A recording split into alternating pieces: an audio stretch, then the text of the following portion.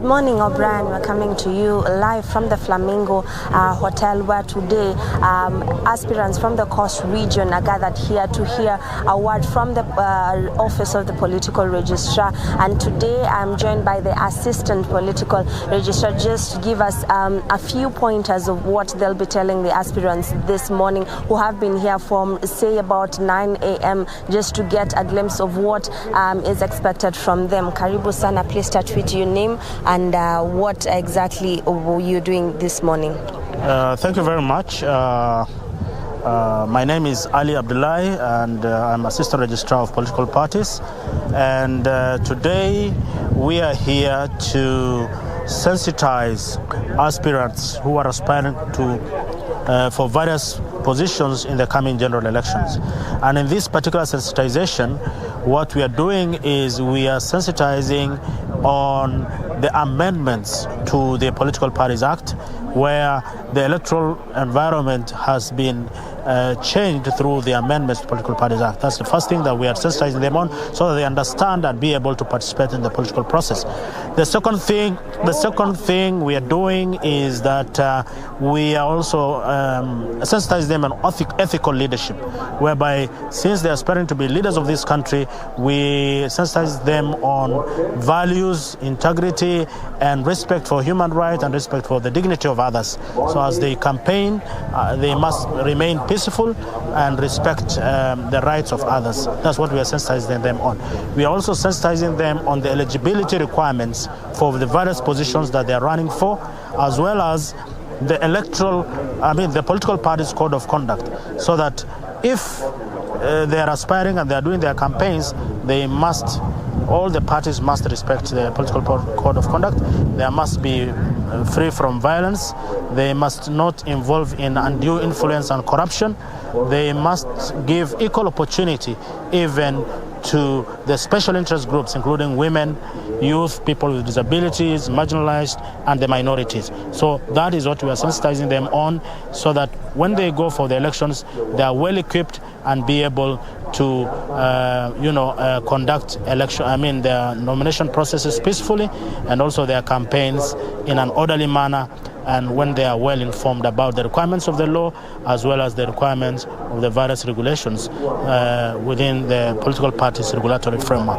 Some of these aspirants are concerned by the different methodologies that some of these parties want to deploy so that they can select the best candidates to represent them.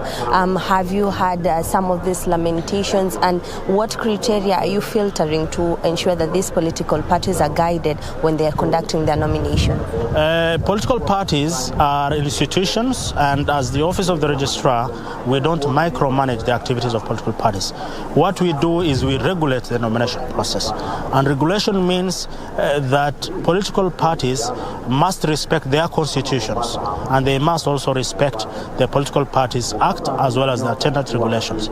In their constitutions, all political parties have deposited with the Commission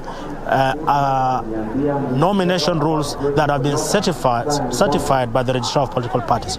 So in these nomination rules, the various methods have been spelled out. Parties have said they are going to use direct nominations, where members of that party vote to select their candidate. They have also included indirect methods, whether they're going to use other methods like delegate system, like interviews, and being able to issue certificates through other processes. So all of them are provided for in law. So members of the parties have to acquaint themselves with the nomination rules of their parties, so that anything that is done are done within the nomination rules. If they understand their nomination rules, all aspirants then will know that a particular party has provided for indirect methods and direct methods. So if they feel they are not comfortable with that method, then they are at liberty to join another party, and a party with which they agree with the nomination method to be used by that party. Another thing that was a bone of contention was resigning from one party to another. What of that, and how long until these parties have their individual party registries? The deadline for submission of membership list to the registrar for certification, so that parties can transmit it to IBC is 26th of March. So anybody who wants to contest must be a member of a party in which he wants to contest on by 26th of March. So up to that 26th of March, the window is open to resign from one party and join another. So that is the deadline, and all aspirants have to acquaint themselves with the election timelines and the political parties' timelines, as we have shared with through our website and even through the press and to many of the forums that we have conducted. We have, including this one, we have sensitized aspirants on the various timelines. So you have to be a member of the party you want to run on by 26th of March 2022. Thank you so much. Mheshimiwa, this forum, how do you rate it, and how has it been received by the various aspirants here in the Coast region? Let me take this opportunity to, first of all, thank the Office of the Register of Political Parties. This is the first time they have such a kind of a forum. It's very formative. It deals with the issues of the recent passed amendment bill on how political parties should conduct themselves during elections.